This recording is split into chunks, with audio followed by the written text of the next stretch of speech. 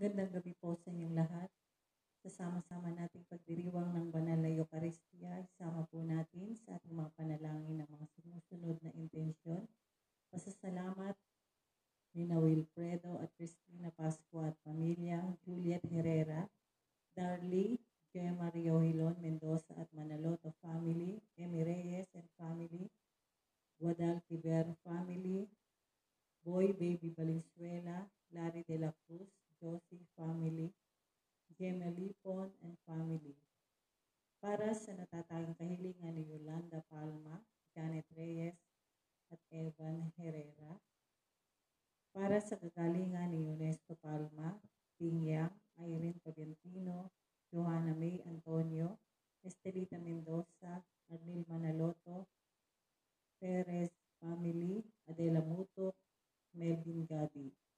Alalahanin din po natin ang mga kaluluwa na may mga Eutemio, Alvin, Liza, Sofia, Frank, Francisco, Alejandro, Rosalinda, Ani, Ditas, Pedro, Fidelisa, Felifina, Antonio, Jimmy, Jaime, Ladaw, Nelson, Maria, Cirilo, Tino, Casiano, Lito, Akang, Leon, Yoli, Saichi, at para sa lahat ng kaluluwa sa purgatorio. Panawagan ng Catholic Bishops Conference of the Philippines para sa sama-samang pananalangin. Samahan ninyo kami, O Panginoon naming Diyos, sa patuloy naming pakikipaglaban sa pinsala na dulot ng pandemya ng COVID-19. Ganon din sa mga kaganapang pampolitika na nagdudulot ng pagkawatak-watak ng aming bansa. Alam po ninyo kung gaano katindi ang aming pangangailangan na magkaisa upang labanan ang kaaway namin hindi nakikita, na nagdulot na ng matinding pahirap sa amin at ng pagiging walang kasiguruhan sa aming buhay. Malawak ang pagkalat ng infeksyon ng mga napupuno ng mga paggamutan, pagkawala ng hanap buhay, gutom, malawak ang pagkalugi ng mga negosyo at kamatayan. Idinadalangin namin ang mga lingkod bayan, ang mga taong nasa pamahalaan, lalo na yung mga nananatiling matuwid at nagpapatuloy maglingkod na may tunay na malasakit at pagmamahal sa aming bansa. Ingatan mo po sila, Panginoon, at bigyan sila ng tapang na manindigan para sa katotohanan at katarungan. Naway ang krisis na ito dulot ng pandemya ay maging daan ng pagbabalik loob at pagbabago ng aming mga puso. Magturo nawa ito sa amin na makapanindigan kami higit pa sa mga personal at pampolitikang interes namin at madala namin ang lahat naming mga pagsisikap para sa kabutihan ng lahat. Naway gabayan kami ng iyong espiritu na tumugon na may awa at pagmamalasakit sa mga dukha, ang mga walang-wala at mga lalong nangangailangang sektor ng aming lipunan, sapagkat alam namin na anuman ang gawin namin sa mga maliliit naming kapatid ay ginagawa namin sa inyo. Amen.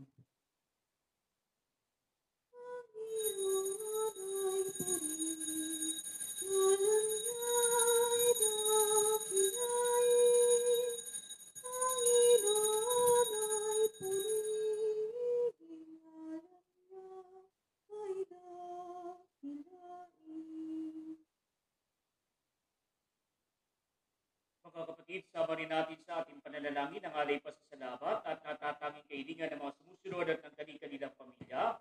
Rafael, Flor, Odette at Yvette Eugenio, Brian at Jasmine Yu, Joel at Lucy Bonifacio, Edgar at Marisa Diego, Rick at Avic Magpo, Cecilim Rivera, Mian Sabion, Danilo at Emily Sebastian, Dennis at Nelly Santos, Marisa Piola at Joel Tompo, Nante at Marisa de la Cruz, Jerry at Penny Victoriano, Aurora at Jean Silungan, June at Solid del Rosario, Corazon de Leon, Rizal de Goyo Espanya, Novela Jenny Galvez, Dr. Marat Marie Tolentino, Dr. Abisay Banaa, Alicia Arcega Villacrucis, Ruel at Queen Ramos, Elma Lagbador, Antonio at Victoria Sanchez, Edgardo at Aida Cunanan, Renet Debbie de Leon, Aida F. Resurrección, Vidal at Maria Tequerol, Antonio at Evelyn Salazar, Celine Dominic Nicolas, Cesar at Lunita Nicolas, Theodora, Marlo at Mary Grace Riano,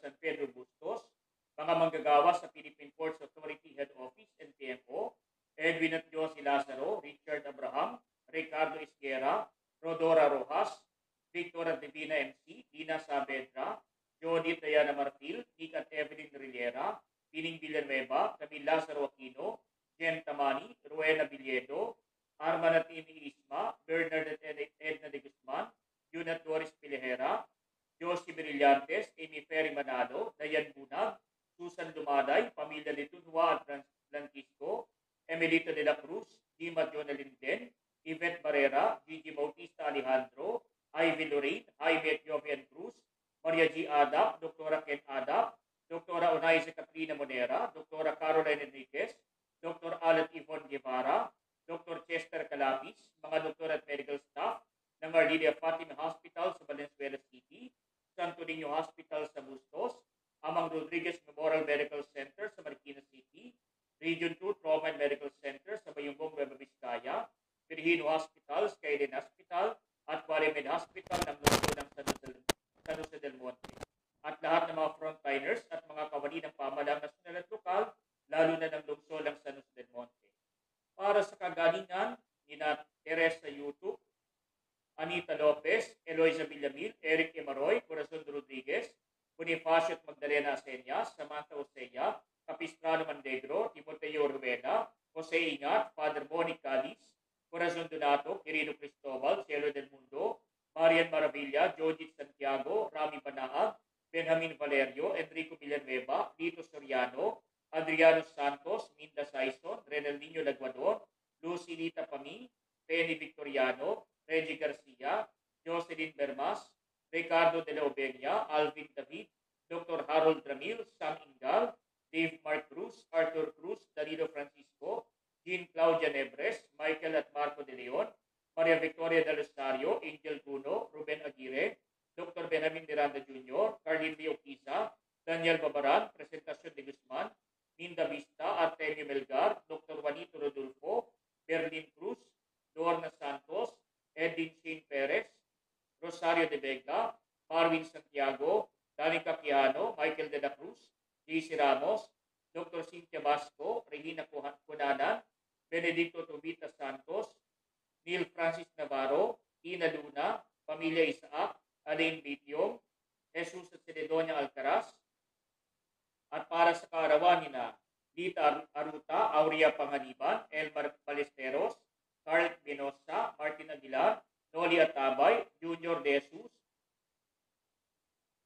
Ivan de los Santos, Rodora Nicolas, Mark Manabat, Igiboy Galvez, Neris Angeles, J.R. De Jesus, D. Geronimo, Monica Pascual, Ana Maris Mateo, Mitzi Melencio, Rowena Villedo, Leg Rupacchio, at para sa kapayapaan ng kaluluwa, Nina Emerenciana, Viviano, Estefanio, Paulina, Rustico, Alfredo, Consuelo, Socorro, Ricardo, Cededonia, Viviana, Gil, Sila, Isabela, Leticia, Evelyn, Alfredo, Eric, Nicolas, Nelson, Frederick, Raquel, Dean, Puloy, Maura, Roman, Andres, Estefania, Rufo, Celia, Marisa, Flor, Protasio, Susana, Tanasia, Nestor, Maria Teresita, Ima Concepcion, Jaime, Domingo, Maximina, Alejandro, Enriqueta, Brian Angelo, Maricel, Lucet, Tidora, Sofia, Roy, Justin, Lucida, Felisa, Pedro, Felino, Romeo, Domingo, Rosa, Jocelyn, Daisy, Romel, Jose, Ricardo, Maria, Jose Pipito, Magdalena, Felicidad, Agustin, Marlene, Mark,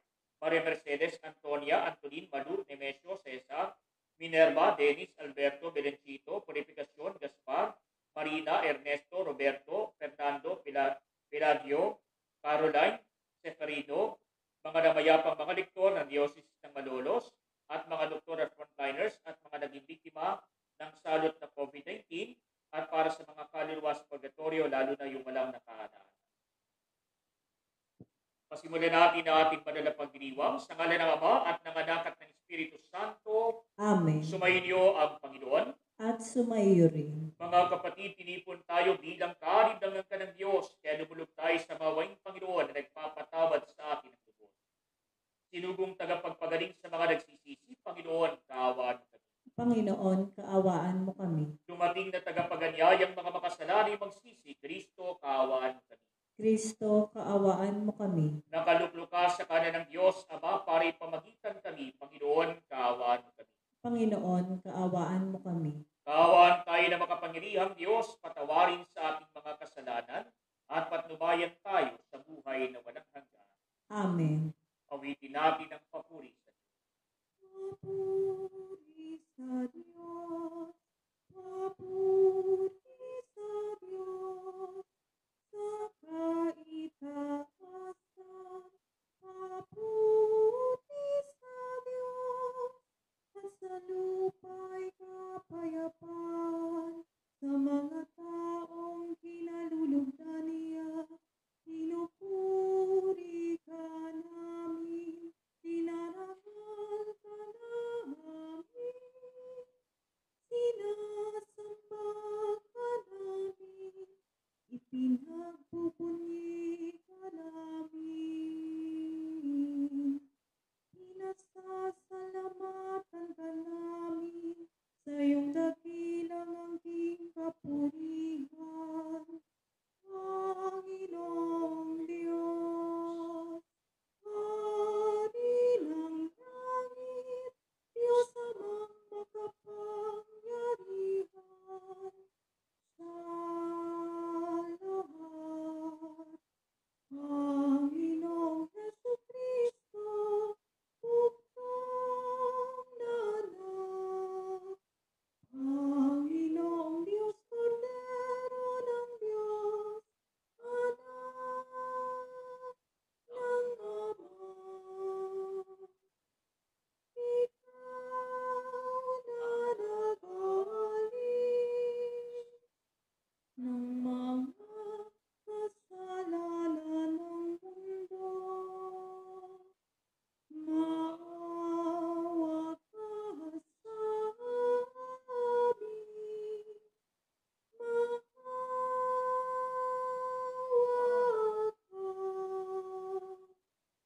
Ikaw na nagaling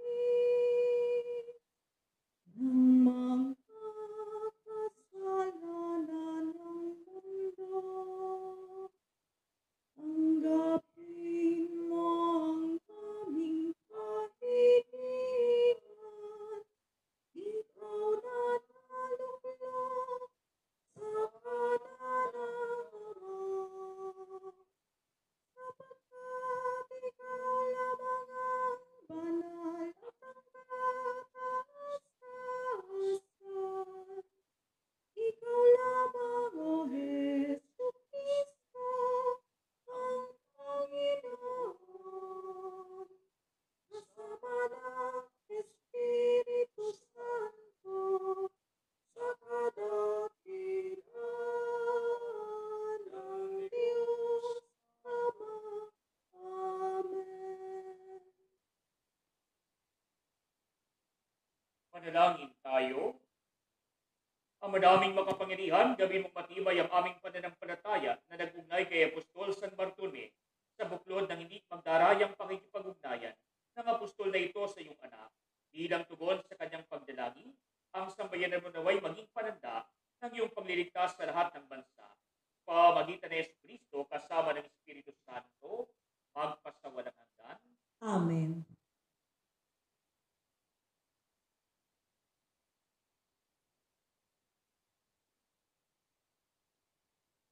Ang salita ng Diyos mula sa aklat ng pahayag. Wika ng anghel sa akin, halika at ipakikita ko sa iyo ang babaeng makakaisang dibdib ng kordero. Nilukuban ako ng espiritu at inihatid ako ng anghel sa ibabaw ng isang napakataas na bundok.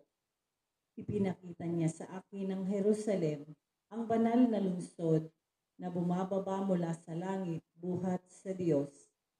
Nagliliwanag ito dahil sa kaningningan ng Diyos. Kumikislap na gaya ng hiyas na hasping sinlinaw ng kristal. Ang pader nito'y makapal at mataas at may 12 pinto. Bawat isa'y may bantay na anghel. Nakasulat sa mga pinto ng ang pangalan 12 lipi ng Israel. 3 ang pinto ng bawat panig, 3 sa silangan, 3 sa timog, 3 sa hilaga, at 3 sa kanluran. Ang pader ng lungsod ay may 12 saligang bato, at nakasulat dito ang pangalan ng 12 apostol ng Kordero. Ang salita ng Diyos. Salamat sa Diyos. Talastas ng mga tao, dakilang paghahari mo. Talastas ng mga tao, dakilang paghahari mo. Magpupuring lahat sa iyo, O Panginoon, ang iyong nilalang. Lahat mong nilikha ay pupurihin ka't pasasalamatan. Babanggitin nilang tunay na dakila ang iyong kaharian at ibabalitang tunay kang dakila at makapangyarihan. Talastas ng mga tao, dakilang paghahari mo. Dakila mong gaway upang matalastas ng lahat ng tao. Mababatid nila ang kadakilaan ng paghahari mo. Ang paghahari mo'y sadyang walang hanggan, hindi magbabago. Talastas ng mga tao, dakilang paghahari mo. Matuwid ang Diyos sa lahat ng bagay niyang ginagawa. Kahit anong gawin ay kalakip doon ng habag at awa. Siya'y nakikinig at handang tumulong sa lahat ng tao. Sa sinumang taong pagtawag sa Kanya'y tapat at totoo. Talastas ng mga tao, dakilang paghahari mo. Hallelujah, hallelujah, hallelujah.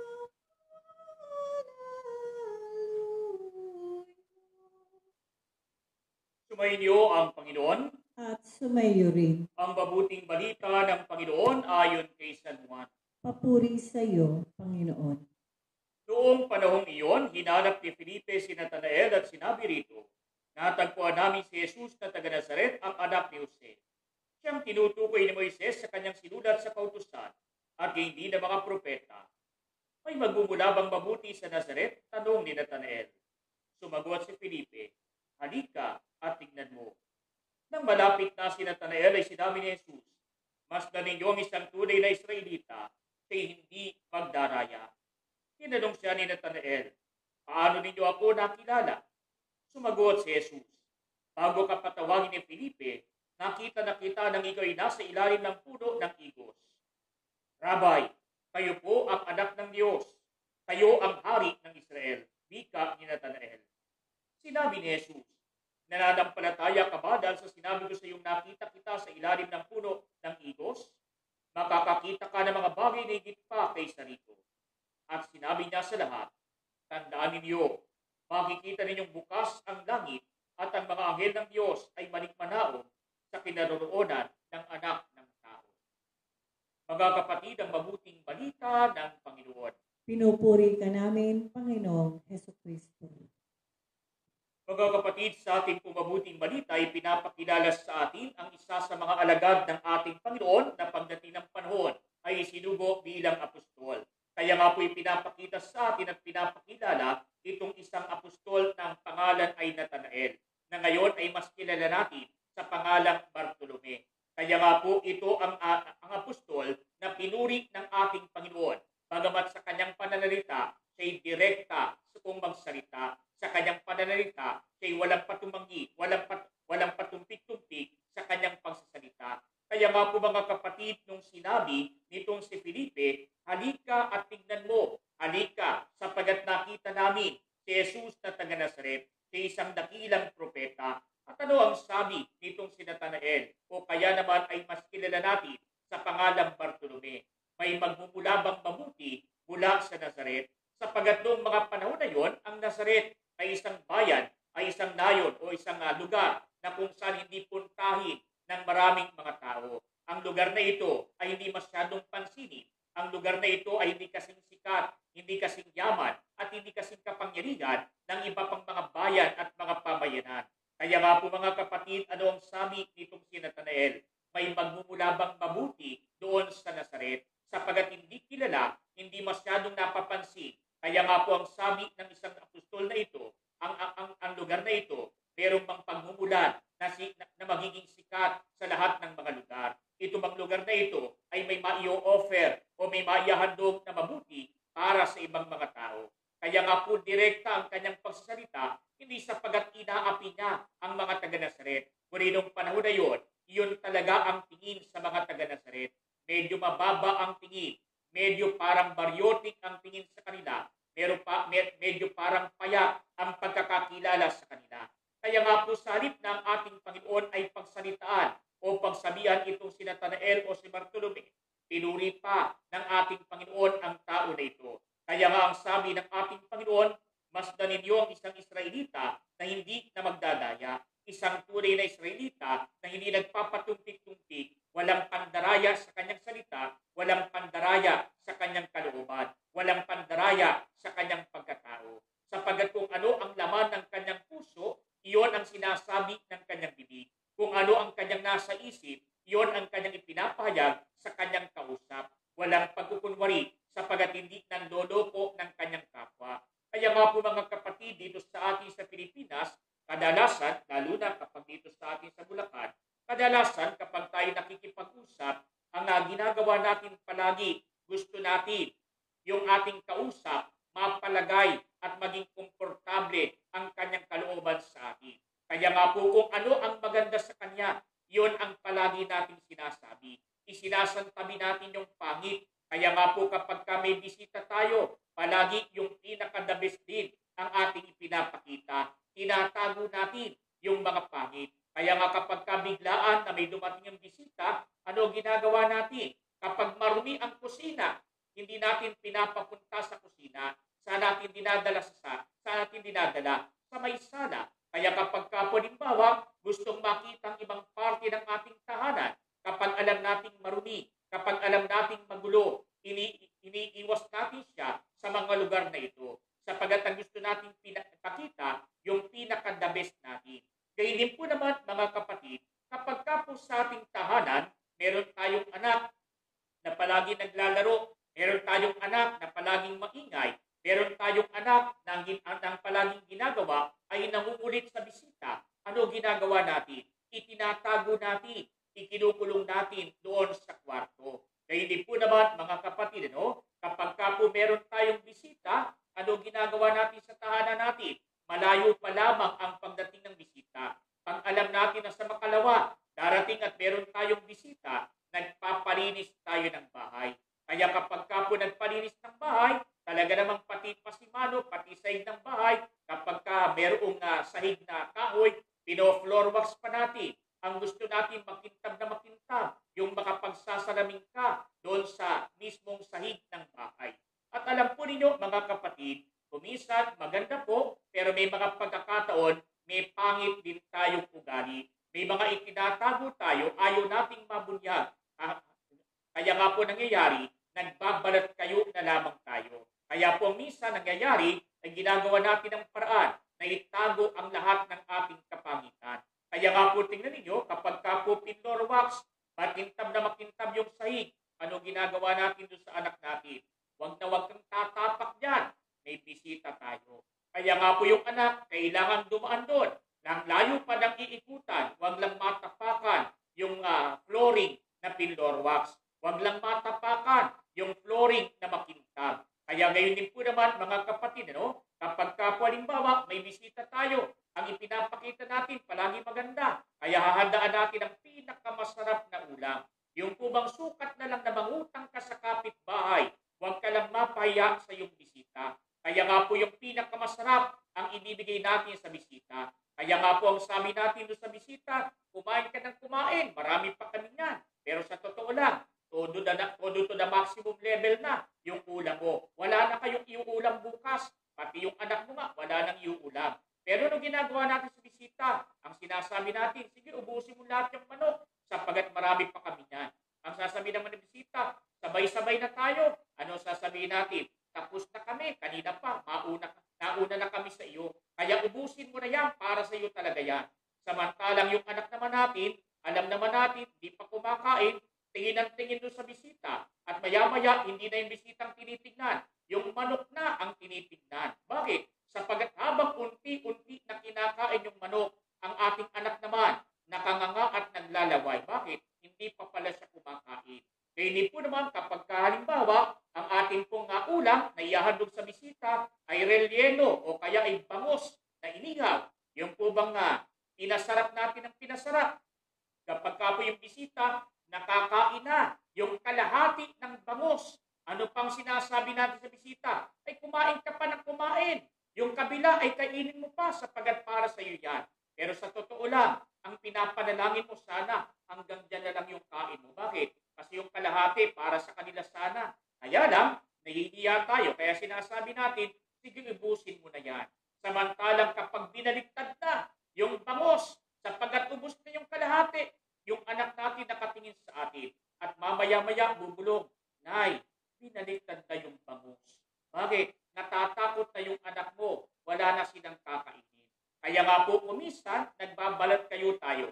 Huwag na lang tayong mapahiya. Kinakailangan paminsan, magsinungaling tayo. Magkunwari tayo. Huwag lang tayong mapahiya.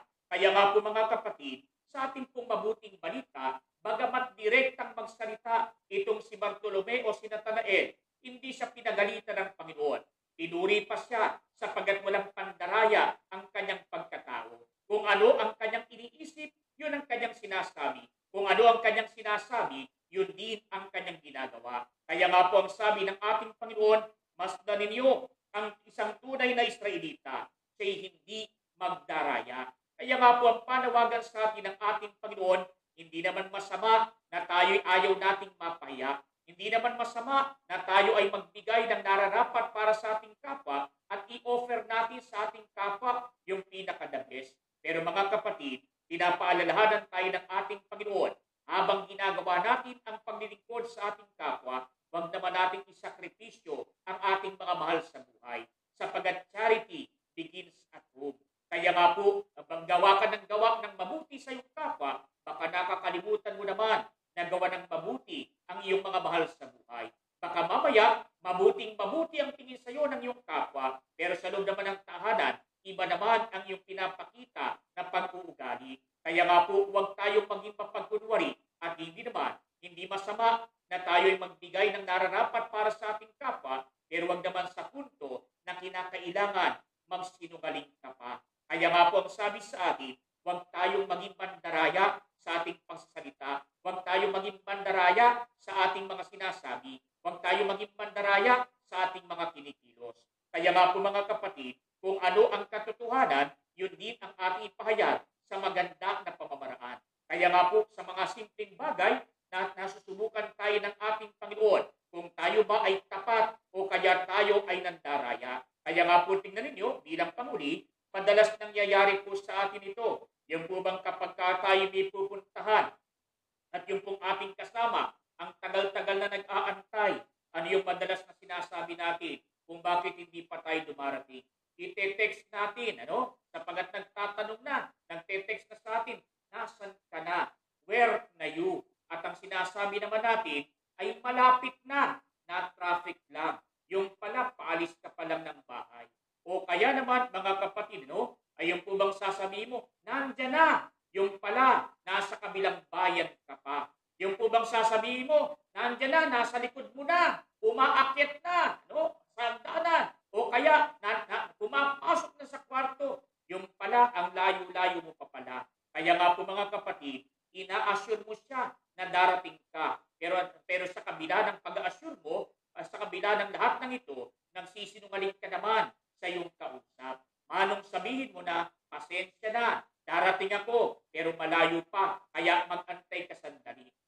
Manong sabihin natin, malayo-layo pa ako sa bahay, pero papunta na ako dyan. Kaya nga po mga kapatid, hindi masama na tayo magsabi ng totoo sa ating kapwa, hindi masama na sabihin natin kung ano ang nararapat. Subalit gamitin natin ang mga salita na kaaya-aya, gamitin natin ang salita na kagalang-galang. Kaya nga po mga kapatid, baka mamaya, nagiging tapat nga tayo sa ating kapwa, nagiging direkta nga tayo sa ating kapwa, baka mamaya naman wala tayong galang, gagamit ka rin naman ng salitang kaaya-aya. Kaya kapag nakita mo yung iyong kapwa, natabihan mo at naamoy mo, may kakaibang amoy, masangsang ang amoy na nagmumula sa kanyang kilikili. Kaya pwede mo siyang bulungan pagkatapos at ano ang pwede mong sabihin? Pwede mo siyang bigyan ng advice o kaya naman, baka hindi siya aware doon sa kanyang amoy. Pero gamitan natin ng magandang salita. Baka mamaya, naging direkta ka nga, pero yung salita mo naman nakakasakit.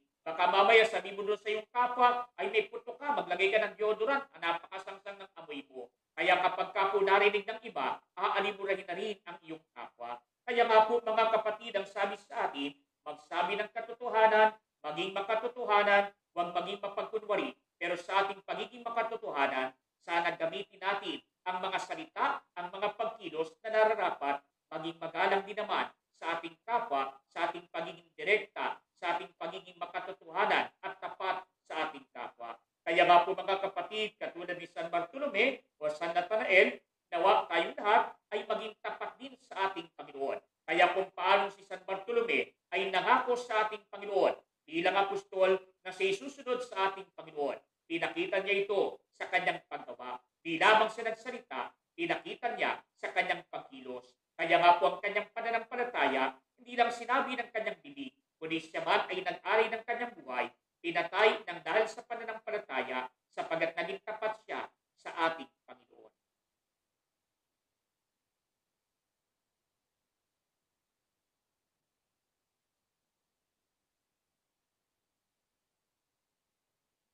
Mga kapatid, sa ating pagpaparangal sa apostol na isang lalaking hindi makagagawa ng panlilinlang, lumapit tayo sa Ama na may pagtitiwala, binubuksan sa pamamagitan ng panalangin ang ating mga puso. Sa bawat pananglitan ng ating pangitutugon, Panginoon, basbasan mo kami na iyong hinubog sa pamamagitan ng pananampalataya ng mga apostol. Panginoon, basbasan mo kami ng iyong hinubog sa pamamagitan ng pananampalataya ng mga apostol. Ang simbahan naway maging bukas sa mga pagkilos ng Espiritu, lalo na sa mga samahang pinagyayaman ang pananampalataya ng bayan ng Diyos. Manalangin tayo sa Panginoon. Panginoon, basbasan mo kami na iyong hinubog sa pamamagitan ng pananampalataya ng mga apostol. Ang mga pinuno ng pamahalaan naway maging karapat-dapat sa karangalan at dignidad sa pamamagitan ng kanilang tapat at ulirang pagtupad sa tungkulin. Manalangin tayo sa Panginoon. Panginoon, basbasan mo kami na iyong hinubog sa pamamagitan ng pananampalataya ng mga apostol.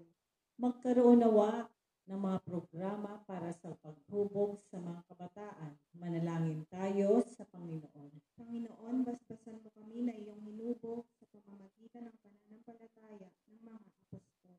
Ang mga may sakit naway makatagpo ng tulong sa paglilingkod ng simbahan.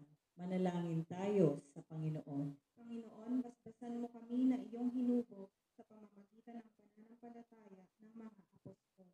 Ang mga yumaong tapat sa Panginoon naway makabahagi sa kaluwalhatian ng langit. Manalangin tayo sa Panginoon. Panginoon, basbasan mo kami na iyong hinubog sa pamamagitan ng pananampalataya ng mga apostol. Ama, habang ipinararating namin sa iyo ang mga panalangin ito sa tulong ni San Bartolome, tulungan mo kaming magmahal sa iba at magtiwala sa iyong mga pagpapala sa pamamagitan ni Kristo na aming Panginoon. Amen.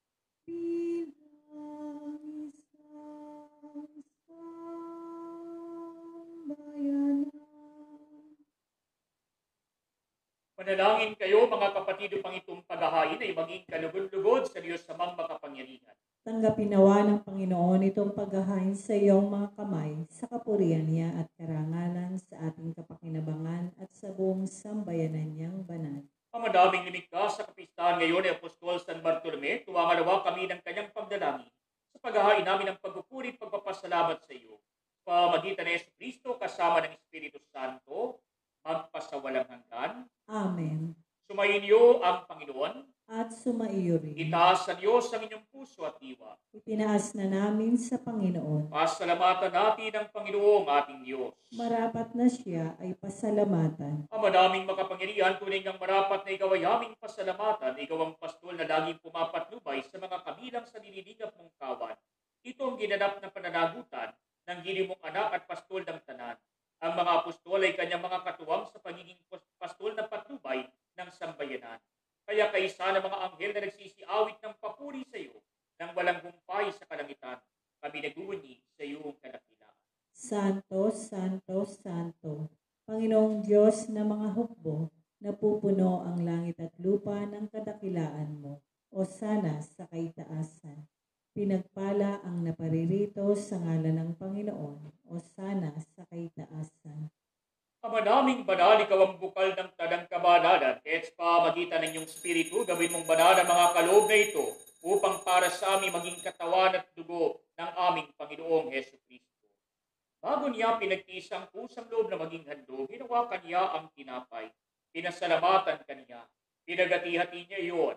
Iniabot sa kanyang mga alagad at sinabi, tanggapin ninyong lahat ito at kanin. Ito ang aking katawan na ihahandog para sa inyo.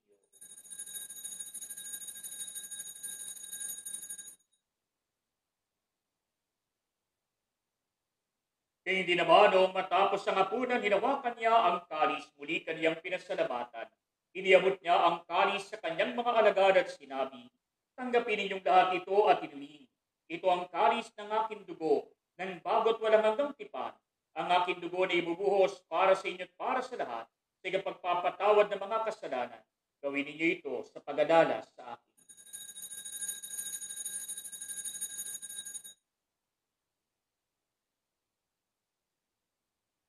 Mga kapatid, ang misteryo ng ating pananampalataya.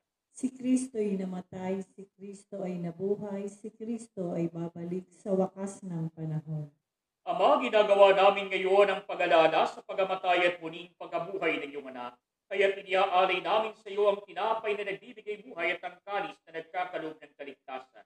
Kami nagpapasalamat dahil kami yung minarapat na tumayo sa harap mo para maglingkod sa iyo.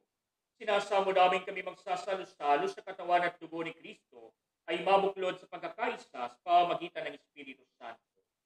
Ama, lingapin mo ang iyong simbahang lagarap sa buong daigdig. Puspusin mo kami sa pag-ibig. Kay San Francisco na aming Papa, ni Dennis naming Obispo at ng Tanang Kaparian. Panalahanin mo rin ang mga kapatid naming nahimlay nang may pag-asang sila muling mabubuhay. Ngayon din ang lahat ng mga pumanaw. Kahawaan mo sila at patuloyin sa iyong kaliwanagan. Kahawaan mo at pagindapatin kaming lahat na makasalo sa iyong buhay na walang wakas. Kay sana mahal na Birheng Maria na ina ng Diyos, ni San Jose na kanyang kabiyak ng puso, kay sana mga apostol at ng lahat ng mga banal na namuhay dito sa daigdig ng kalugod-lugod sa iyo. May pagdiwang naman namin ang pagpupuri sa kararangal mo sa pamagitan ng iyong anak na aming Panginoong Heso Kristo. Sa pamagitan ni Kristo, kasama niya sa Kanya, ang lahat ng parangal at papuri ay sa iyo, Diyos Amang makapangyarihan, kasama ng Espiritu Santo, magpasawalang hanggan. Amen. Mga kapatid, sa tagubili ng mga nakagagaling na utos sa turo ni Jesus na Panginoon natin at Diyos, ipahayag natin ang lakas ito.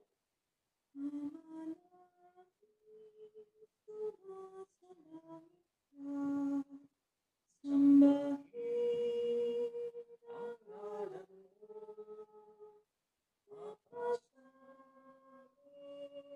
ang kaharian mo, sundin ang loob mo, dito sa lupa para ng sa langit. Bigyan mo kami ngayon ang aming pag-alit sa araw-araw at patawarin mo kami sa aming mga sala para ng pagpapatawad namin sa nagkakasala sa amin, at huwag mo kami ipahintulot sa gusto, at niyagya mo kami sa lahat ng masama.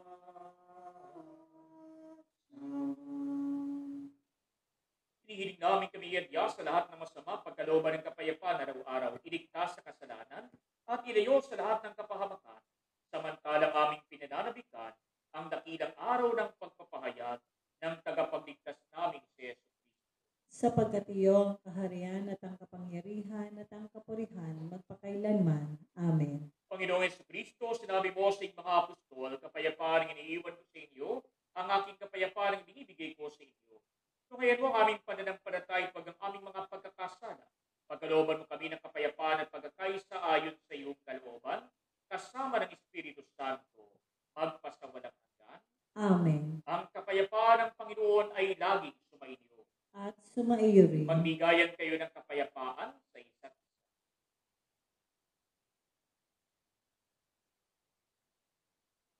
Kordero ng Diyos na nag-aalis ng mga kasalanan ng sanlibutan, maawa ka sa amin. Kordero ng Diyos na nag-aalis ng mga kasalanan ng sanlibutan, maawa ka sa amin. Kordero ng Diyos na nag-aalis ng mga kasalanan ng sanlibutan, ipagkaloob mo sa amin ang kapayapaan. Mga kapatid, ito si Kristo ang kordero ng Diyos na nag-aalis ng mga kasalanan ng sanlibutan. Mapapalad tayong inaanyayahan sa Kanyang. Panginoon, hindi ako karapat-dapat na magpatuloy sa iyo, ngunit sa isang salita mo lamang ay gagaling na ako.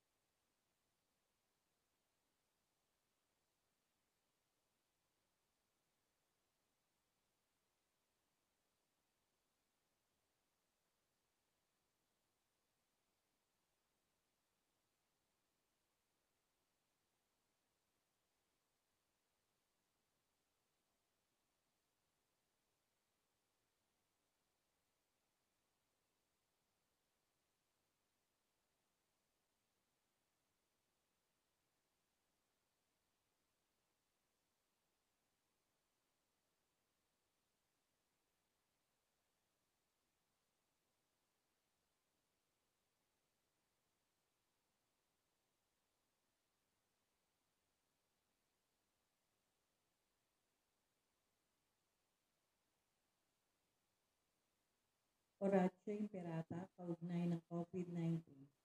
Amang makapangyarihan, lumalapit kami sa iyo sa aming pangangailangan. Ingatan mo kami laban sa COVID-19 na lumalaganap sa kasalukuyan at nagiging sanhi ng kamatayan. Tulungan mo ang mga nagsisipag-aral sa kalikasan at pinagmumula ng salot na ito at kung paano masusugpo ang paglaganap ng sakit na dulot nito. Gabayan mo ang mga kamay at isipan ng mga eksperto sa medisina nang mapaglingkuran nila na may puso at kakayahan ang mga may karamdaman at sa mga sangay ng pamahalaan at mga pribadong ahensya na makatagpo ng lunas at solusyon sa salot na ito. Isinasamo namin ang mga nitinapuan ng sakit na ito ay mabalik sa kalusugan sa madaling panahon. Kumilos nawa kami sa ikabubuti ng lahat at matulungan ang lahat ng nangangailangan. Inihiling namin ito sa pamamagitan ni Yesu Cristo, kasama ng Espiritu Santo, magpasawalang hanggan. Amen. Maria, takbuhan ng mga Kristiyano. Ipanalangin mo kami. San Rafael Arcangel. Ipanalangin mo kami. San Roque. Ipanalangin mo kami. San Lorenzo Luis. Ipanalangin mo kami. San Pedro Calungsod. Ipanalangin mo kami. San Pedro Apostol. Ipanalangin mo kami.